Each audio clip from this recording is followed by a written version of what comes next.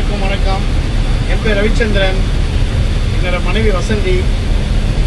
இந்த ட்ரிப்பு வந்து என்னோட சிஸ்டர் வெங்கடேஸ்வரி மூலமாக தான் எனக்கு அறிமுகமாச்சு. சாய்ரா ஹாலிடே என்னோட தங்கச்சி பையன்தான் நெட்டில் பார்த்துட்டு இது மாதிரி அரேஞ்ச் பண்ணுறாங்கன்னு சொன்னாப்புல. சரி பார்த்தோம், சரி ஓகே போகலாம் அப்படின்னு முடிவு பண்ணோம்.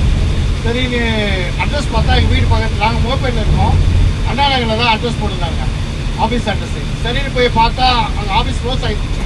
ஃபோன் பண்ணி கேட்டால் இல்லை நாங்கள் இப்போ ஆஃபீஸ் ரன் பண்ணுறது இல்லை, ஆன்லைனில் தான் பண்ணுறோம் அப்படின்னு சொன்னாங்க.